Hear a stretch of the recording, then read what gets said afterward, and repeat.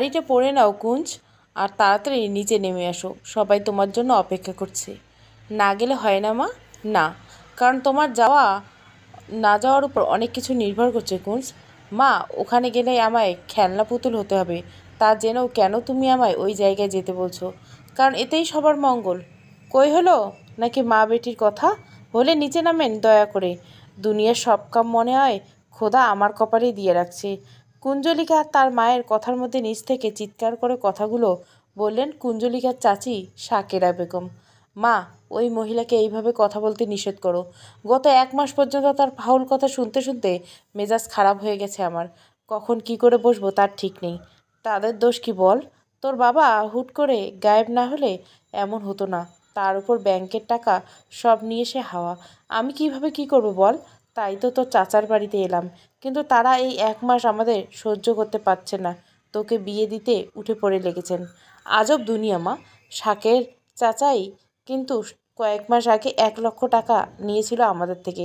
বাবা কোনো প্রশ্ন ছাড়াই তাকে দিয়ে দিয়েছে। আর আজ আমাদের একটু দেখাশোনা সে করতে নারাজ। কোথাকার কার সাথে আমার বিয়ে দিতে চাইছে আল্লাহ মালুম। তবে আমিও বলে দিচ্ছি, এখন আমি ওদের সামনে যাব ঠিকই, কিন্তু এই বিয়ে আমি কিছুতেই করব না। মনে রেখো তুমি এই কথা। এখন শাড়ি নে বলে অন্যদিকে ফিরে চোখের পানি মুছলেন হোসনে আরা বেগম। তার একটা মাত্র মেয়ে কুঞ্জলিকা, মাত্র অনার্স প্রথম বর্ষে ভর্তি হয়েছে, কিন্তু তাকে নিজে পছন্দ করে কোনো ছেলের সাথে বিয়ে দিতে পারছেন না তিনি। কারণ আজ তার অসহায় জীবনের জন্য দায়ী তার স্বামী। তার স্বামী আকরামুল হক খারাপ মানুষ ছিলেন না, বরং সৎ মানুষ ছিলেন তিনি। সৎভাবে ব্যবসা করতেন, অত বড় মানুষ হয়েও সাধারণ জীবনযাপন করতেন। কিন্তু হঠাৎ করে কী থেকে কী হয়ে গেল তা জানেন না তিনি। একমাত্র মাস আগে ঘুম থেকে উঠে স্বামীকে পাশে পেলেন না তিনি, বরং স্বামীর বদলে তার জায়গায় পেলেন একটা চিঠি, যাতে স্পষ্ট লেখা আছে, প্রিয় হাসনা, আমাকে ভুল বুঝো না হাসনা, আমি কোনো অন্যায় করিনি, তবে অন্যায়ের বিরুদ্ধে পা বাড়িয়েছি, তাই তোমাদের ছাড়তে বাধ্য হলাম। আর ব্যাংকে কোনোদিন যেও না, সেখানের টাকা আমি উঠিয়ে নিয়েছি, কাজে লাগবে আমার। দোয়া করো যে কাজে যাচ্ছি তা যেন ঠিক করতে পারি। আর ক্ষমা করো, কারণ তোমাদের ভবিষ্যৎ অনিশ্চিত করে চলে যেতে হলো আমায়। ইতি তোমার হতভাগ্য স্বামী।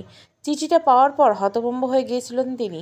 ভেবেছিলেন স্বামী হয়তো মজা করছেন তার সাথে, কিন্তু না, তিনি মজা করেনি, সত্যি বলেছিলেন। সেদিন বেলা 12টার দিকে একদল লোক এসে বললেন বাড়িটা বিকেলের মধ্যে খালি করে দিতে হবে, কারণ বাড়িটি এখন তাদের। ওনার স্বামী নাকি 3 দিন আগে তাদের কাছে বিক্রি করেছিলেন এই বাড়ি। একসাথে কত রকমের আঘাত কী করে সামলাবেন তিনি বুঝে উঠতে পারছিলেন না।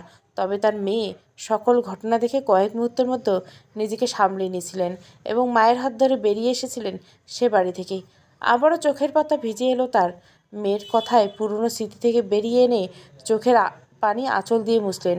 মা, পরা হয়েছে শাড়ি। সে কি মা, শুধু শাড়িই পরলি, একটু মায়ের কথা শেষ করতে না দিয়ে কুঞ্জলিকে বলল, মা, এর বেশিই না, চলো, নয়তো ওই মহিলা শান্তি দিবে না। মা মেয়ে দুজনে যখন বসার ঘরের সামনে এলো, তখন বসার ঘরে বসে 4-5 জন লোক। তা এদের কারো দিকে তাকানোর ইচ্ছে নেই কুঞ্জলিকার, কারণ সে জানে সে এই বিয়ে করবে না। সুতরাং এদের তার দেখার কোনো প্রয়োজন নেই। সামনের দিকে এগিয়ে গেল সে। তাদের দেখতে পেয়ে শারিকা বেগম উঠে এলেন এবং একটি সোফায় তাকে বসিয়ে দিলেন। কুঞ্জলিকা ঠিক করেছিল সে ছেলেদের দিকে তাকাবে না, কিন্তু এসে বসেছে পর্যন্ত তার মনে হচ্ছে এক দৃষ্টিতে কেউ তার দিকে তাকিয়ে রয়েছে, যা তার সহ্য হচ্ছে না। একবার তাকালেই দৃষ্টি ফিরিয়ে নিবে সে যে তাকিয়েছে। এইভাবে সামনে তাকালেন কুঞ্জলিকা। তার সামনে বসে আছে লাল পাঞ্জাবি পরিহিত এক লোক, মুখে গোঁফ, গায়ের রং শ্যামলা, চুলে তেলে মুখ ভর্তি, মুখে পান। এতক্ষণ পর্যন্ত স্ক্যান করার পরেও লোকটি তার দিক থেকে চোখ ফিরিয়ে নেয়নি, কি আশ্চর্য! আর লোকটির চোখে যেন কুঞ্জকে নিয়ে একরাশ ক্ষোভ দেখতে পাচ্ছে কুঞ্জ। কিন্তু ও তো লোকটিকে আগে কখনো দেখেছে বলে ওর মনে পড়ছে না। তাহলে লোকটি তার দৃষ্টি ফেরাতে না দেখে নিজেই চোখ নামিয়ে নিল আর মনে মনে একগাদা গালি ছুড়ে দিল লোকটির উদ্দেশ্যে। অবশেষে কুঞ্জের সকল আশা ভরসা ভেঙে দিয়ে বিয়েটা হয়েই গেল ওই লাল পাঞ্জাবি পরিহিত সেই লোকটার সাথে, যার মুখে গোঁফ ছিল, গায়ের রং শ্যামলা, যার চুলে ছিল তেলে ভর্তি, মুখে পান, যে লোকটি চোখে ছিল কুঞ্জকে নিয়ে একরাশ ক্ষোভ, সেই নাকি এখন তার স্বামী। কুঞ্জ অনেক কান্নাকাটি করছে, কখনো বা রাগে চিৎকার করে বলছে ছেলেপক্ষের সামনে যে সে এই বিয়ে করবে না, কিছুতেই কিছুতেই না। কুঞ্জের মা হোসনিয়ারা বেগম কুঞ্জের চাচা চাচির কাছে হাত জোড় করছে যাতে তার মেয়ের জীবন এইভাবে নষ্ট না করে। কিন্তু মা মেয়ের এত আজহারি, এত আকুতি মিনতি যেন কারো কান পর্যন্ত গেল না। ওই রুমে বসে থাকা কারো মন পর্যন্ত যায়নি। বরং হোসনিয়ারা বেগম যখন বেগম আর শাকের আহমেদকে একপাশে নিয়ে আকুতি মিনতি করছিল ওই বিয়ে না দেওয়ার জন্য, তখন তাকে শুনতে হয়েছিল তাদের ভরণপোষণ বাবদ যে খরচ হয়েছে তার খোঁচা। এত অপমান হোসনিয়ারা বেগম কখনো সয়নি, বা এমন অপমানজনক কথা তার কখনো শুনতে হবে তাও সে কখনো ভাবেনি। হোসনিয়ারা বেগম তখন পাথরের মতো হয়ে গেছিল, চুপচাপ নিশ্চল, যার চোখ দিয়ে পানি তো ঝরছিল কিন্তু মুখে কোনো কথা ছিল না। আর তাদের কথা আড়াল থেকে শুনে নিয়েছিল কুঞ্জ। মায়ের এত অপমান দেখে তার মনে হয়েছিল এর থেকে তার মৃত্যু ভালো। আর এটাকে সামান্য বিয়ে, তার মায়ের যেন আর অপমান না হয় তার জন্য। তাই শেষ পর্যন্ত রাজি হয় কুঞ্জ, যার ভেতর ছিল শক্ত মন আর শরীর। আর তার কথা বলার ধরনে মনে হয়েছিল সে কোনো ব্যাটারি চালিত পুতুল। কুঞ্জ যখন কবুল বলছিল তার পাশেই বসেছিল তার মা হোসনিয়ারা। তিনি বুঝতে পারছেন না আজকে তার এত অপমান হওয়ার জন্য তিনি তার স্বামীকে দায়ী করবেন নাকি তার ভাগ্যকে। মেয়েকে এক পাশ দিয়ে জড়িয়ে পাশে ছিলেন তিনি, চোখে পানি, মনে হাজারো হিসেব মেলানোর চেষ্টা। আর হাতের মেয়ের এক পাশে কাঁধে এমনভাবে ধরছে যেন তিনি মেয়েকে ভরসা দিচ্ছেন, চিন্তা করিস না মা, আর কেউ না থাক, আমি আছি তোর পাশে। কিন্তু তার মেয়ের মনে হয় সে আস্থা রাখতে পারেনি তার উপর। তাই তো কবুল বলে জ্ঞান হারিয়ে ঢলে পড়েছে মায়ের বুকে। এত আজাহারি, এত কষ্ট, এত অসহায়তা দেখে ঘরে বসে থাকা ছেলেপক্ষের কেউ যেন একটু বিচলিত হয়নি। না, তারা একটা কথা বলেছে। বরং কুঞ্জ যখন রেগে চিৎকার করে বলেছিল যে এই বিয়ে করবে না, তখন পাত্রের ঠোঁটের কোণে ছিল অদ্ভুত হাসি, যেন সে তার হাসি দিয়ে কুঞ্জের অসহায়তাকে বিদ্রূপ করছে। যেন সে জানতো কুঞ্জ এত চিৎকার চেঁচামেচি করেও কুঞ্জ শেষ রক্ষা করতে পারবে না। কুঞ্জের এই রাগ ক্ষোভ সব যে বৃথা যাবে তা সে জানতো। তাই তো যখন কুঞ্জ কবুল বলার পর মায়ের বুকে জ্ঞান হারিয়ে ঢলে পড়ছিল, বর কোনো কথা না বলে তার শাশুড়িকে সালাম করে কুঞ্জকে কোলে নিয়ে হাঁটা ধরেছিল মেন গেটের দিকে। আর তা দেখে বিস্ময়ে মেয়ের জামাইয়ের যাওয়ার পরে তাকিয়েছিল কুঞ্জের মা। তিনি বিস্ময়ের কারণে নড়তে ভুলেই গিয়েছিলেন। মেয়েকে কোথাকার কে এসে বিয়ে করে কোথায় নিয়ে যাচ্ছে এইভাবে, তাও যেন তার জানার ইচ্ছে নেই। বরং তিনি ভাবতে বসেছিলেন পাত্রের নিজের উপর এত আত্মবিশ্বাস কি শুধু তাদের অসহায়ত্ব জানে বলে, নাকি এর পিছনে অন্য কোনো কারণ আছে যা তিনি জানেন না। কুঞ্জে যখন জ্ঞান ফিরল তখন একটা গাড়ির সিটে হেলান দিয়ে বসে আছে। ভালো করে চারপাশ তাকিয়ে মুখে ভেজা অনুভব করে কুঞ্জ বুঝতে পারল তার জ্ঞান ফিরেনি, বরং ফেরানো হয়েছে। কুঞ্জের পাশে গাড়ি দাঁড়িয়ে আছে সেই লাল পাঞ্জাবিওয়ালা। কুঞ্জ কিছু না বলে বসে আছে দেখে লোকটি ওর হাত ধরে গাড়ি থেকে নামালো। গাড়ি থেকে নেমে কুঞ্জ সামনের দিকে তাকালো। তখন দেখলো সামনে একটা স্যাঁতসেঁতে উঠান, তারপরে একটি টিন সেটের বাড়ি। বাড়িটির একপাশে টিউবওয়েল, তারপরে গরুর খামার। ওখান থেকে গরুর গোবরের এত দুর্গন্ধ আসছিল কুঞ্জ যা সহ্য করতে না পেরে শেষে বমি করে দিল। সারাদিনে না খাওয়া, তার উপর সারাদিনে এত ধকল, আর এখন বমি, সব মিলিয়ে কুঞ্জর কাহিল অবস্থা। সে সোজা হয়ে দাঁড়াতে পারছে না, তাই বসে পড়লো। তারপর মাথাটা হালকা উঠিয়ে দেখার চেষ্টা করলো লোকটি তাকে সাহায্য করতে আসছে কিনা। কিন্তু আশ্চর্য, লোকটি তার কাছে আসা তো দূরের কথা, বরং লোকটি তার দিক থেকে মুখ ফিরিয়ে অন্যদিকে তাকিয়ে রইল। কুঞ্জের মনে হলো সে মানুষ নয়। মানুষ হলে কি কেউ তাকে এই অবস্থায় এত অবহেলা করতে পারত? না, কেউ তাকে সাহায্য করবে এই আশাটা করাই তার ভুল। আস্তে আস্তে উঠে দাঁড়ালো কুঞ্জ, বমি করা স্থান থেকে একটু এগিয়ে আসলো, আর তারপরে নিজের শরীরে ভর ছেড়ে লুটিয়ে পড়লো মাটিতে। তারপর আর কিছু মনে নেই তার। সকালে হালকা সোনালি রোদ যখন কুঞ্জের চোখে পড়ল তখন ঘুম ভাঙল তার। আড়মোড়া দিয়ে শোয়া থেকে উঠে বসতে দেখতে পেল তার সামনে একজন বয়স্ক মহিলা দাঁড়িয়েছে। পরনে তার প্যাচের শাড়ি, মাথায় ঘোমটা, মুখে পান। কুঞ্জকে উঠে বসতে দেখে মহিলা বলে উঠল, হুনো মাইয়া, শ্বশুরবাড়িতে এত বেলা অবধি ঘুমাইতে নেই। আজ প্রথম দিন বইলা কিছু কইলাম না তোমারে, তয় আরেকদিন এমন বেলা কইরে উঠলে কইলাম খবর আছে। এখন উইঠা পড়ো নবাবের বেটি, তারপর নাস্তা বানাও। পোলা আমার না খাইয়ে গেছে, মাগার আমি বাহির হইব, আগে যেন খাবার রেডি পাই। বলেই চলে গেলেন মহিলাটি। মহিলাটি কে বা কেন তাকে এত কথা শোনালো তা বুঝতে পারল না কুঞ্জ। তবে এতটুকু বুঝতে পারলো এই মহিলাটি তার শাশুড়ি। বাহ, কি শাশুড়ি! কলেজ লাইফে ফ্রেন্ডের কারো বিয়ে ঠিক হলে কুঞ্জ দুষ্টুমি করে তার ফ্রেন্ডদের বলতো, দেখিস তোর শাশুড়ি দরজাল হবে। তোকে খুব করে কথা শোনাবে, আর কিছু না পারলে মারবে বলে অন্যদের সাথে হাসাহাসি করতো। আর আজ তার কপালে এমন শাশুড়ি জুটছে। আচ্ছা, কথা শোনানোর পার্টটা শেষ, এইবার কি তাকে মারবে? আর কিছু না ভেবে খাট থেকে নেমে পড়লো কুঞ্জ। তারপর রুমটা ঘুরে দেখলো, টিনের ঘর, খাটটা কাঠের, তার উপর পাতলা একটা তোষক, বিছানার উপর একটা কাঁথা যা তার গায়ে ছিল। খাট ছাড়াও সে রুমে রয়েছে একটা আলমারি, একটা ছোট্ট পড়ার টেবিল, তার পাশে চেয়ার, একটা ড্রেসিং টেবিল, তার উপর একটি চিরুনি, শ্যাম্পুর ছোট বোতল আর একটি নারকেল তেলের কৌটা। এটা আজ থেকে আমার রুম ভেবে মলিন তাচ্ছিল্যের হাসি ফুটে উঠল কুঞ্জর ঠোঁটের কোণে। এই নবাবের বিটি, এখনও তোমার আলসেমি যায় নাই? পোলার মতো আমি কি না খাইয়া বাহির হমু নাকি? শাশুড়ির কথায় ঘর থেকে বেরিয়ে এলো কুঞ্জ। মুখ কোথায় দিবে সেটাই সে বুঝতে পারছে না। কি হইল নবাবের বেটি, এখন আবার খাড়ায় আছো? কি এর লইগা? নড়তে আধ ঘন্টা, চড়তে আধ ঘন্টা, বলি এমন কইরে সংসার করণ যায় নাকি?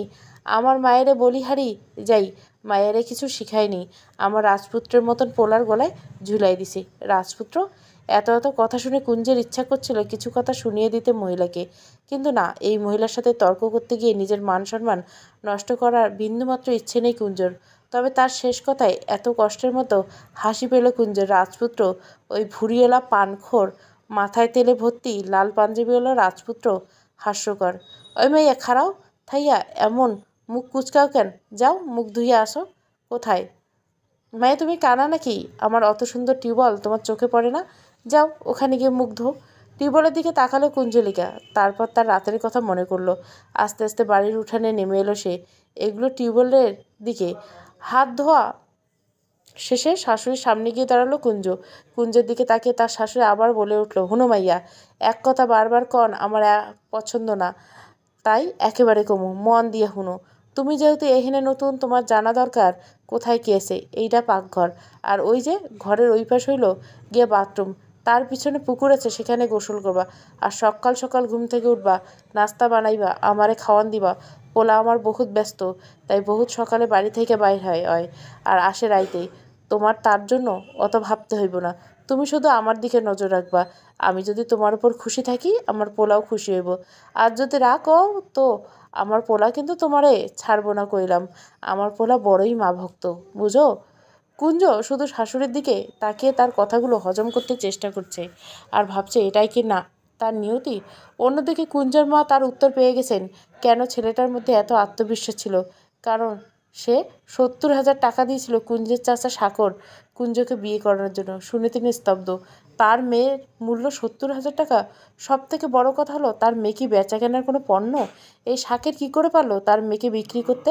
নিজের আপন ভাতিজিকে না হয়, ভাতিজি তো 1 মাস আগেও তাদের বাড়িতে শাকের গেলে কুঞ্জকে মামুনি ছাড়া কিছুই বলতো না। বলতো, কুঞ্জ মামুনি তুমি হচ্ছ আমার মা। আর সেই শাকের এতটা নিচে নেমেছে যে নিজের মাকে সে 70,000 টাকার বিনিময়ে বিক্রি করে দিল। ছি!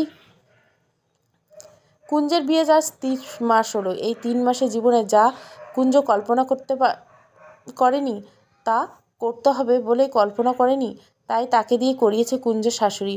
মাটি দিয়ে ঘর লেপা, উঠোন ঝাড়ে দেওয়া, গরুর খাবার তৈরি, কাপড় ধোয়া, রান্না, সব কাজ করিয়েছে কুঞ্জকে দিয়ে। গরুর ঘাস কাটতে গিয়ে প্রথম কয়েকদিন হাত কেটেছিল কুঞ্জের, পরে অবশ্য শিখে গিয়েছিল কিভাবে ঘাস কাটতে হয়। রান্নার কাজে একই অবস্থা, প্রথম কয়েকদিন হাতে তেল পড়ছে। সবজি কাটতে গিয়ে নিজের হাত কেটেছে, মাছ কাটতে গিয়ে মাছের কাঁটা দিয়ে হাত ফুটেছে। আবার এত এত কষ্ট করে কাটাকুটি করে রান্না করে সে রান্না যখন পুড়ছে তখন শাশুড়ি হাতে মারও খেয়েছে। কুঞ্জর এখন মনে হয় 21 বছর বয়স পর্যন্ত শুধু ঘুমিয়ে এসেছে, আর স্বপ্নের জগৎ ছিল। তাই বাস্তব জীবন কী বা কী করে মানুষ বাঁচে তাই সে জানতো না। আর গত 3 মাস যাবৎ তার ঘুম ভেঙেছে, আর সে বাস্তবতার পরশে নিজেকে রাঙিয়ে নিতে চেষ্টা করছে। প্রথম কয়েকদিন খুব কেঁদেছিল কুঞ্জ, তবে এখন আর কাঁদে না। শাশুড়ি যখন তার ঘন চুলের মুঠি ধরে টানতো আর অকথ্য ভাষায় গালাগাল করতো, তখন খুব তার মায়ের কথা মনে পড়তো। মা কত যত্ন করে চুলে তেল লাগিয়ে দিত, আর তখন কুঞ্জ নাক ছিটকে বলতো, মা এত তেল দিও না তো, শ্যাম্পু করলে চুলে চিটচিটে ভাব থাকে। এই যে দেখো, মনে হচ্ছে তেল আমার মুখে আসছে। আরে আর কত তেল দিবে? আবার মাথায় যখন ডিমের কুসুম লাগিয়ে দিত তখন ওয়াক কি বাজে গন্ধ। আমি দিব না বলে কান্না জুড়ে দিত। তখন মা বাবার সাহায্য নিয়ে এক প্রকার ধরে বেঁধে সেটা চুলে লাগিয়ে দিত আর বলতো, দেখ এগুলো দিলে চুল সিল্কি হবে, তো চুল লম্বা হবে? তখন বলবি থ্যাংক ইউ মা। সত্যি পরে যখন ওর বান্ধবীরা বলতো কুঞ্জ চুলে কী এমন লাগাস যার জন্য তোর চুল এত সুন্দর, তখন মনে মনে মাকে কুঞ্জ ঠিক ধন্যবাদ দিত। কিন্তু আজ তার এই চুলের জন্য মনে হচ্ছে ব্যথা আরও বেশি পায়। এখন মাকে বলতে ইচ্ছা করে, মা এত যত্ন করে চুলগুলো কেন বড় করলে? এই চুল না থাকলেই মনে হয় ব্যথা কম পেতাম। আজ আবার রান্নায় হালকা পুড়ে গেছে, তাই কুঞ্জের শাশুড়ি তাকে খুন্তির ছ্যাঁকা দিয়েছে হাতে। কিন্তু কুঞ্জ মুখ দিয়ে একটি শব্দ বের করেনি, শুধু তার চোখ কথা বলছে, চোখের পানি ঝরছে। আর শরীর আর কত সইবে? রাতে কুঞ্জর প্রচুর জ্বর এসেছে, ঘুমের চোখ মেলতে পারছিল না কুঞ্জ। হঠাৎ চিল্লাচিল্লির আওয়াজ কানে আসায় ঘুম তার উবে যায়। বহু কষ্টে মাথায় হাত দিয়ে বিছানা থেকে উঠে বসলো সে। এত আওয়াজ কিসের? কুঞ্জর মনে হলো শাশুড়ি নামক মানবীটির ঘর থেকে এই আওয়াজ আসছে। নিজেকে কোনো রকম টেনে হিঁচড়ে কুঞ্জ ছুটল শাশুড়ির ঘরের দিকে। দরজার পাশে গিয়ে দাঁড়িয়ে দেখলো একটি ছেলে মহিলাটিকে খুব করে কথা শোনাচ্ছে। আর যা বলছে তা কুঞ্জের বোধগম্য হচ্ছে না। ছেলেটি বলছে, আপনার সাহস দেখে আমি অবাক হচ্ছি। Who the hell are you? কে আপনি? আপনার সাহস কী করে হয় ওর গায়ে হাত তোলার? এত আসপত্তা দিয়েছে কে আপনাকে? আপনি কি সত্যি সত্যি নিজেকে আমার মা ভাবতে শুরু করছেন, নাকি কুঞ্জকে নিজের ছেলের বউ? স্পিক আপ বলে একটি ধমক দিল লোকটি কুঞ্জের শাশুড়ি নামক মহিলাটি এতক্ষণ ভয়ে কাদা থাকলেও ছেলেটির ধমক খেয়ে খেপে উঠল এবং কান্না জড়িত কণ্ঠে বলল, বাজান আমারে ক্ষমা করে দেন। আসলে আমার শাশুড়ি আমার লগে যা কইছিল আমি ভাবছিলাম তোমার বউটার লগে লগে আমি তা করমু, কিন্তু আমার বউয়ের লগে করতে পারতাম না বাবা। ওর উপরে যত রাগ আছিল আব্বা, তা আমার দুনিয়ার সকল বৌমার উপর আছিল।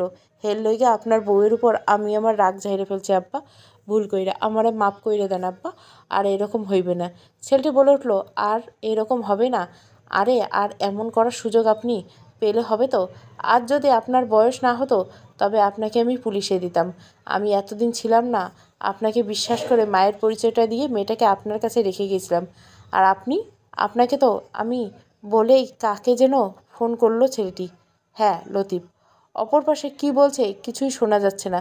তবে ছেলেটি আবার বলে উঠল, তোর মাকে নিয়ে যা।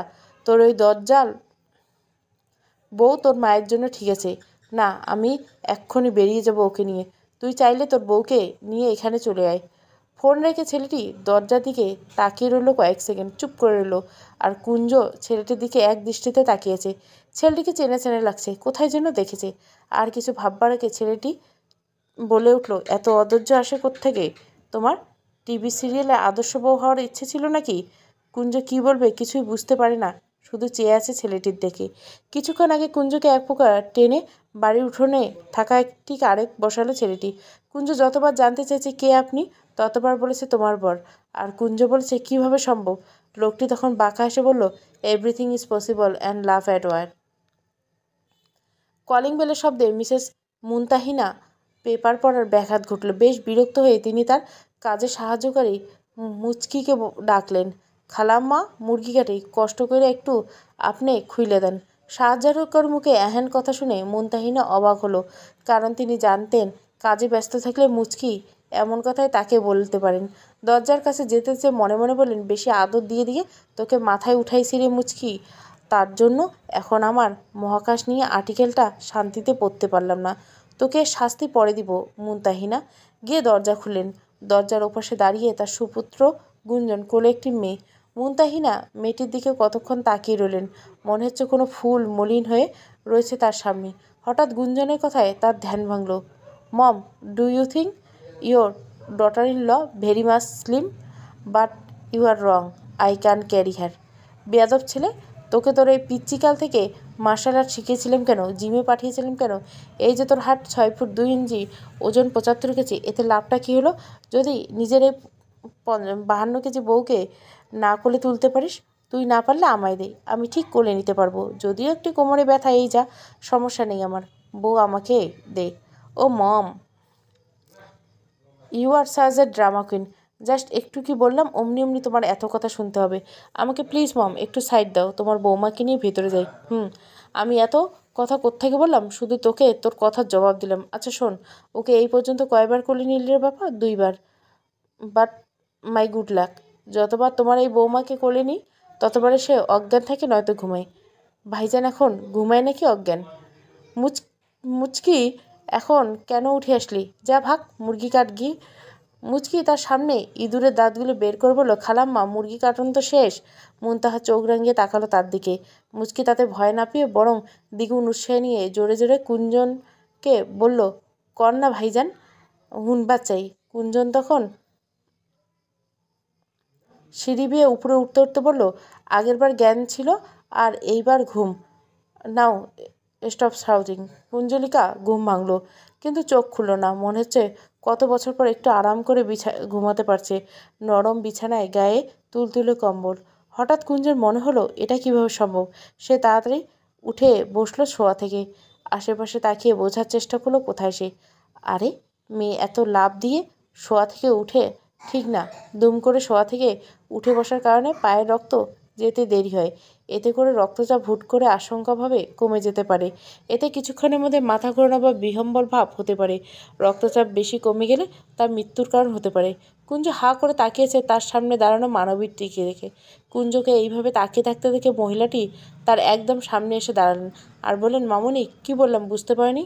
কুঞ্জ চোখ পিটপিট করে একটু তাকিয়ে হালকা করে ঘাড় নাড়ল। গুডগার্ল, তুমি যে মাথা মোটা না সেটা আমি জানতাম। তা ক্ষুধা পেয়েছে মা, কিছু খাবে? জি, আমি কোথায়? আজব, তুমি এখনো জানো না তুমি কোথায়? কুঞ্জ মাথা নেড়ে না বুঝালো। মহিলাটি প্রশ্ন করলো, তুমি কার সাথে এখানে এসেছো সেটা জানো? না। কি? রিঙ্কু তোমায় কিছুই বলেনি? কে রিঙ্কু? মুনতাহা একবার চোখ পাকিয়ে তাকালেন মেয়েটির দিকে, তারপর কড়া গলায় বললেন, ঘুমানোর আগে কাকে দেখে ঘুমিয়েছিলে? কুঞ্জ এইবার মনে পড়ল শেষবার একটি ছেলে তার শাশুড়িকে খুব করে বকছে আর তাকে তার গাড়িতে বসিয়েছিল। সেই ছেলেটি কে জানতে চাইলে বলেছিল তোমার বর। কিন্তু ওই ছেলে কি করে তার বর হয়? তার বর তো ভুড়িওয়ালা লাল পাঞ্জাবিওয়ালা। এই মেয়ে আবার চুপ হলে কেন? বলো, কাকে দেখে ঘুমিয়েছ? একটি ছেলেকে। ছেলেটির পরিচয় দেনি? বলেছিল সে আমার বর। তো ছেলেটি তোমার বর হলে ছেলেটির বাড়ি তোমার কি হয়? শ্বশুরবাড়ি। তো তুমি তোমার শ্বশুরবাড়িতে আছো? না। মুনতা ভুরু কুচকে জবাব দিল, মানে? না মানে? কারণ উনি আমার বর না। কি? ও তোমার বর না হলে আমি তোমার শাশুড়ি হয়ে কীভাবে? ধমক দিয়ে বললেন তিনি। কুঞ্জ এবার কান্না পেয়ে গেল, তবুও কান্না চাপায় বলল, আমি বুঝতে পারছি না আমার সাথে এইসব কি। প্লিজ, আমি আর আমার জীবনে এত পেঁচাল চাই না। মুনতাহা একবার নরম হলেন। মনে মনে ভাবলেন, মজা একটু বেশি হয়েছে। রিঙ্কু যতই না করুক, একটু হলো মেয়েটাকে এখন বলতে হবে, নয়তো হিতে বিপরীত হতে পারে। এমনি তো মেয়েটির যা অবস্থা, কি বলবেন, কতটুকু বলবেন? কিন্তু করে নিজেকে ঠিক করে মুনতাহা কুঞ্জলিকার পাশে বসলেন। তারপর কুঞ্জের মাথাটা নিজের কাঁধে রেখে বললেন, প্লিজ মা, কান্না করো না। এখন আমি যা বলবো তা একটু মন দিয়ে শুনবে, ওকে? কুঞ্জ মহিলাটির ব্যবহারে অবাক হলো। প্রথমে কাঁধে না, মাথায় হাত রাখতে চাইলে মহিলাটি মমতাময় হাতের ছোঁয়া অগ্রাহ্য করতে পারল না। কারণ 3 মাস সে একটা মমতাময় হাতের ছোঁয়ার বড্ড পিপাসী ছিল। কুঞ্জ নিজেকে মনে মনে ঠিক করে প্রস্তুত করলেন কঠিন কিছু শোনার জন্য, এবং শুনলও তাই। কুঞ্জ, আমি তোমার শাশুড়ি। কুঞ্জ কথাটা শুনে সাথে সাথে মাথা উঠাতে গেলে মহিলাটি তার মাথা চেপে ধরল। কুঞ্জ শান্ত হলে ওর মাথায় হাত বুলোতে বলতে বলল, তুমি যাকে এতদিন শাশুড়ি হিসেবে জানতে, সে তোমার শাশুড়ি ছিল না।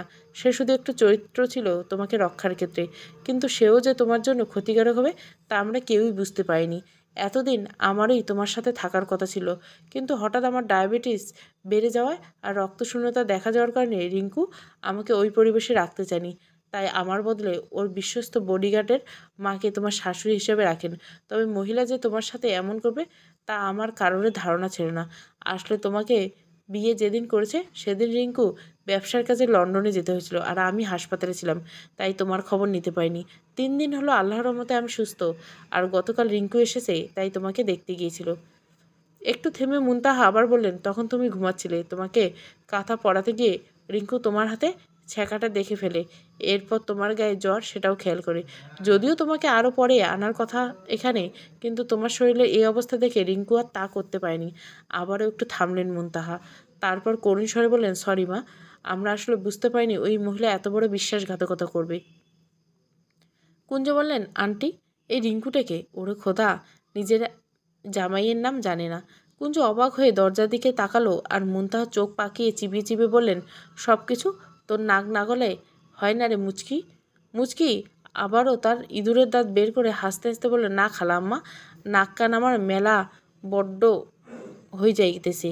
হেলে নাক গলাইয়ে গলাইয়া ছড়বার চাই না। মুচকির কথায় মুনতাহা এবং কুঞ্জ হা হয়ে গেল। কুঞ্জ ভাবলো নাক গলিয়ে গলিয়ে ছোট করা যায়, আর মুনতাহা মনে মনে ঠিক করলেন নতুন করে ক্যালেন্ডারগুলো কিনেছেন ক্যান্ডেল লাইট ডিনারের জন্য, তার থেকে একটা নিয়ে মুচকির নাক কান আগুনে পুড়িয়ে দিবে।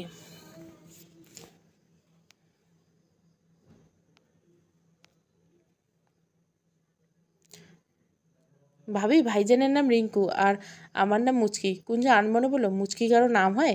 তখন মুচকি আবার শব্দ করে হেসে বলল, ভাবি হইব না কেন, অবশ্যই হইব। এই যেমন ধরেন আমার হয়েছে, আমার জন্মের পর আমার আব্বা আমারে কোলে নিছিল, তখন নাকি আমি মুচকাইয়ে হাসি দিচ্ছিলাম। আমার হাসিতে নাকি ঘরের বিজলির মতো আলো জ্বলছে উঠছিল, তাই আব্বা খুশি হয়ে আমার নাম দিছে মুচকি। তয় যত বড় হয়েছি আমি আর মুচকাইকে হাসিবার পাই নাই। আমার কথা হাসমু 10 গ্রাম জানাই হাসমু, মুচকে হাসবার জামু কি লইগা? আমি চুরি করছি নাকি? আমার কথা ঠিক আছে না ভাবি? কুঞ্জ শুধু তাকিয়েছে মেয়েটার দিকে। গায়ের রং শ্যামলা, চোখে অনেক মায়া, কথা বলেও হেসে হেসে হাত নাড়িয়ে। বয়স খুব বেশি না, 17 কি 18। খুব মিষ্টি একটা মেয়ে। কুঞ্জকে চুপ থাকতে দেখে মুচকে আবারও বলল, ও ভাবি ঠিক কইছি না আমি? কুঞ্জ বলল, হুম। মিসেস মুনতাহিনে বললেন, না, তোর কথা ভুল হবে কেন? তুই তো যা বলবি সব ঠিক। এখন যা এখান থেকে, কুঞ্জের সাথে আমার আরও কথা আছে। দু আপনার পোলার বউ বইলা আপনি একলাই কথা কইবেন, তা হইব না খালাম্মা। ভাবি যেমন আপনার পোলা বউ, তেমন আমার ভাইয়ের বউ। মুচকি যা তো এখান থেকে, সত্যি আমার ওর সাথে প্রয়োজনীয় কথা আছে। মুচকি নাকে বাজিয়ে কেঁদে কেঁদে বলল, আজ পর বইলে আমারে আপনি এইভাবে কথা কইলেন খালাম্মা? বুঝি তো, আমি সবই বুঝি, খালি মুখেই কন। মুচকিরে তুই আমার মাইয়ের মতো, কিন্তু মনে মানে না। সব বুঝি গো আমি খালাম্মা, এগা। শুরু হয়ে গেল এই মেয়ের ঘ্যান ঘ্যান। কুঞ্জর দিকে তাকিয়ে বললেন, কুঞ্জ, আমি বাকি কথা তোমায় পরে বলবো, আর যা জানলাম তাই জেনে রাখো, টেনশন নিও না। আপাতত এই প্যাজারামের কথা শোনো। আমি গেলাম। নিজের কথা শেষ করে মুনতাহিনা রুম ত্যাগ করলেন। সাথে সাথে মুচকি বসা থেকে লাফ দিয়ে উঠে দরজা আটকে দিলেন। তারপর নিজের সেই চিরচেনা হাসি দিয়ে বললেন, ভাবি দেখছেন আমার কাজল নষ্ট হয়েছে কিনা? কুঞ্জ হতভম্ব। আরে ভাবি, এমন কইরা চাইয়ে রয়েন কেন? নতুন ভাবির সামনে আইতেছি, একটু সাজুন গুজুন করে লাগবো না? তার লাইগে কাজল দিছি, লিপস্টিক দিছে ঠোঁটে, এখন কন চোখের পানিতে কাজল ল্যাপটাইছে? কুঞ্জ মাথা নেড়ে না বোঝালো। মুচকি বলল, আরে ভাবি, এমন ভ্যাবলার মতো চাইয়ে আছেন কেন, বুঝতে পারেন নাই আমি এতক্ষণ কি করছি? আরে এটাই কয় ইমোশন ব্লকমোল।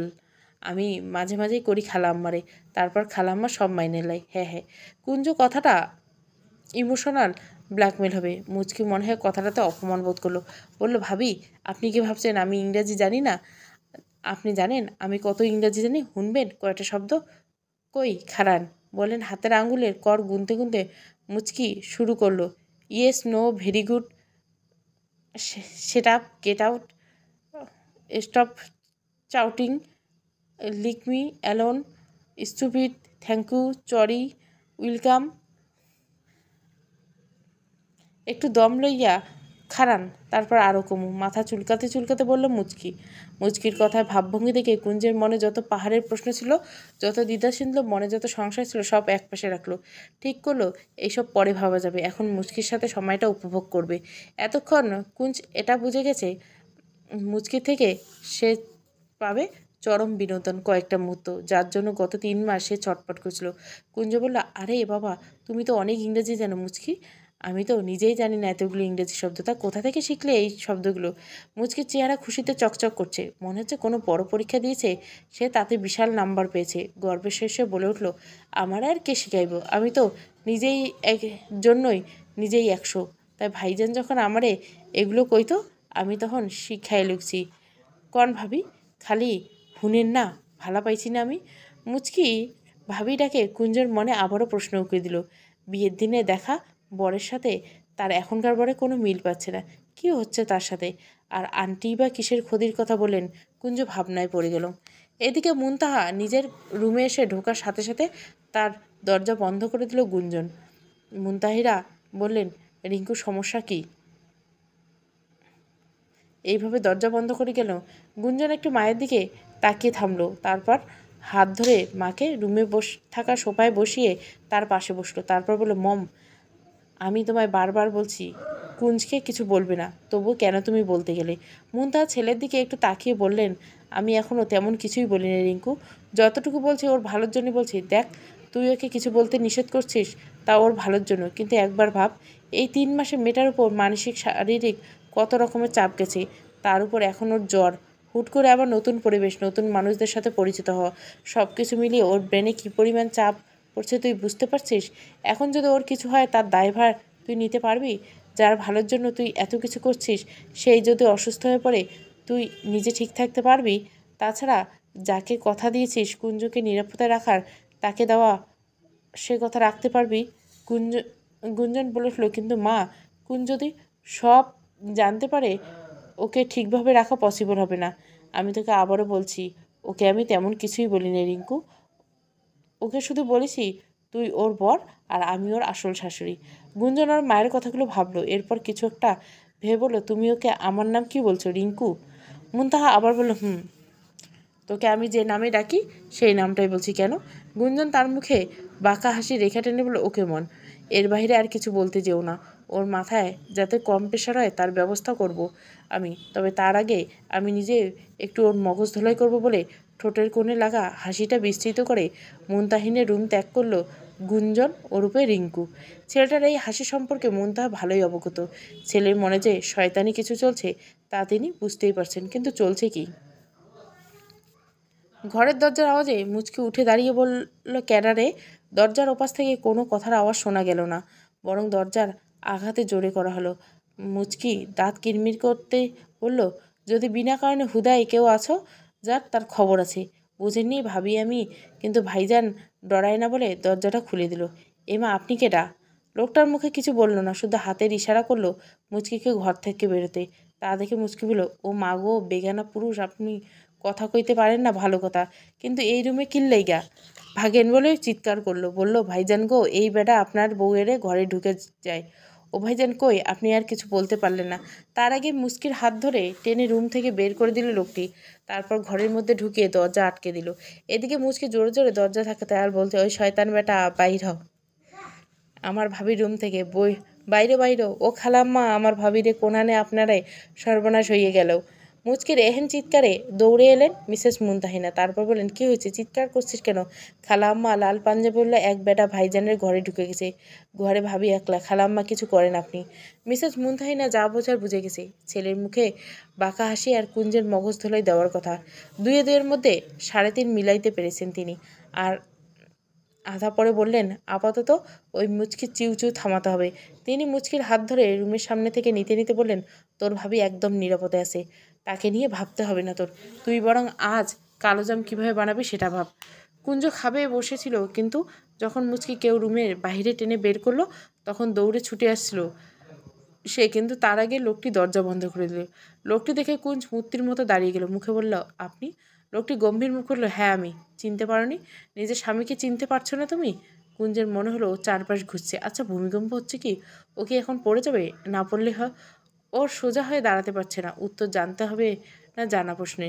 কুঞ্জ নিজেকে স্থির করে বলল, আপনি আমার স্বামী হলে আমাকে যে এখানে এনেছে সে কে? লোকটি বলল, সে কি বলেছে? সে তোমার কে? কুঞ্জ বলল, সে বলেছে সে আমার বর। লোকটি তখন বলল, সে তোমার বর। কুঞ্জ বিস্ময় নিয়ে বলে উঠল, তাহলে আপনি কে? লোকটি তখন পান খাওয়া দাঁত বের করে বলল, আমি তোমার স্বামী। কুঞ্জের মাথায় শুরু হয়ে গেল মন আর মস্তিষ্কের যুদ্ধ। মনে হচ্ছে এক্ষুনি মাথা তার ফেটে যাবে। কুঞ্জ কাঁপতে কাঁপতে বলে, স্বামী আর বরকে আলাদা? লোকটি তখন পান চিবোতে চিবোতে পেটে হাত দিয়ে তার ভুরু জোড়া নাচিয়ে বলল, তো আমি আর তোমার বরকে আলাদা? কুঞ্জর মনে হচ্ছে এক্ষুনি কি পড়ে যাবে। কোনো রকম সে বলল, আপনারা দুইজনে দুই মেরু মানুষ, দুইজন আলাদা মানুষ একজন হয় না কখনো। লোকটি তার পাঞ্জাবির মধ্যে হাত ঢুকে বলে, শোনো কুঞ্জ, একের পাশে যদি তুমি এক বসো তবে সংখ্যাটি দাঁড়ায় 11, যা একটি বিজোড় সংখ্যা এবং আলাদা মান বহন করে। কিন্তু ওই এক যখন একের মাঝখানে যদি বসাও, তুমি যোগ করো, তবে তা জোরে জোরে 2 হবে, যা জোড় সংখ্যা এবং আলাদা নয়, এক সংখ্যা হয়ে যাবে। ঠিক তেমনই দুইজন মানুষ যেমন এক হতে পারে না, ঠিক একজন মানুষ চাইলে 2 রকম হতে পারে। কুঞ্জ কিছু বলল না, শুধু তাকিয়ে রইল। তারপর লোকটি কুঞ্জের দিকে তাকিয়ে হেসে তার পেটের মধ্যে থাকা কুশন বের করলো। কুঞ্জ হতভম্ব হয়ে তাকিয়ে রইল। লোকটা তখন হালকা হেসে বলল, মানুষ পান খায় কি করে কুঞ্জ? আমার তো গলা মনে হয় কেউ চেপে ধরছে। কুঞ্জ আর স্থির থাকতে পারল না, নিচে বসে পড়ল। আচ্ছা, সে কি জ্ঞান হারাবে নাকি? না, আজ অজ্ঞান হলে চলবে না, আর সব জানতে হবে তাকে, দেখতে হবে কি হয়। কুঞ্জ চেয়ে দেখতে লাগলো লাল পাঞ্জাবিওয়ালা ভুঁড়িওয়ালা গায়েব দৃশ্য, মাথা ভর্তি তেলের যে আলগা চুল লাগিয়েছিল তা তুলে ফেলার দৃশ্য, লোকটি ভেজা টিস্যু দিয়ে মুখ মোছার দৃশ্য। সব দেখে কুঞ্জ বুঝলো ওই ছেলে আর এই লাল পাঞ্জাবিওয়ালা দুজনে একই ব্যক্তি। এক ব্যক্তির দুই রূপ থাকতে পারে। লোকটি হঠাৎ বাঁকা হেসে কুঞ্জকে বলল, Kunja, this time surely you can understand the difference. People cannot be one, but the same person can have two different forms. এইবার নিশ্চিত বুঝতে পারছেন দুইজন আলাদা মানুষ এক হতে পারে না, কিন্তু একই মানুষের দুই আলাদা রূপ থাকতে পারে। কুঞ্জ এইবারও চুপ, কিছু বলল না, শুধু রইল। তখন ছেলে বলে, আই থিঙ্ক তোমার একটু সময় প্রয়োজন, টেক ইউর টাইম। বলেই লোকটি ওয়াশরুমের দিকে গেল। আর কুঞ্জ ভাবতে থাকলো কি হচ্ছে তার সাথে। কুঞ্জর মনে হচ্ছে একটা কাঠের পুতুল, সবাই সবার মতো করে ওকে নিয়ে খেলছে। কখনো শাকের চাচা যে জোর করে এই লোকটির সাথে বিয়ে দিল, কখনো ওই শাশুড়ি যে নিজের ছেলের বউয়ের উপর রাগ তার উপর মেটালো তাকে অত্যাচার করে, আর সবচেয়ে বড় খেলোয়াড় এই লোকটা, যে একই মানুষ দুই রকমের রূপ ধরে কুঞ্জের সামনে এলো। এদিকে ওয়াশরুমে গিয়ে আয়নার সামনে দাঁড়িয়ে জিবরান হেসে উঠল নিজের মতো করে, বলে উঠল, কুঞ্জলিকা তাহারিম, ভেবেছিলাম তোমার মগজ ধোলাইটা আরেকটু করব, কিন্তু তোমার অবস্থা, মম ঠিক বলেছ, তুমি মানসিকভাবে অনেক উইক। আর একটু তোমার মগজ ধোলাই দেওয়ার ইচ্ছে থাকলেও পারলাম না। আচ্ছা, তুমি তো এমন ছিলে না, তোমাকে আগের মতো করতে আমায় একটু কাঠখড় পোড়াতে হবে। তারপর বাঁকা এসে বলো, নো প্রবলেম সুইট হার্ট, আমার তোমাকে তোমার মতন চাই। এই কুঞ্জ আমার চাই না। মনে মনে জিবরান তার পরবর্তী পরিকল্পনা সাজিয়ে ফেলল কুঞ্জকে আগের মতো করার। দুঃখিত গুঞ্জর নাম পরিবর্তন করার জন্য। শুরুতে নামটি ভালো লাগলো, পরে নামটি পরিবর্তন করে দিলাম। নাম কাজী জিবরান হাসরান রিঙ্কু। রিঙ্কু নামটি শুধু ওর মাই ডাকে, বাকিরা সবাই ডাকার সাহস রাখে না। আর একটি কথা, এটি একটি থ্রিলার স্টোরি।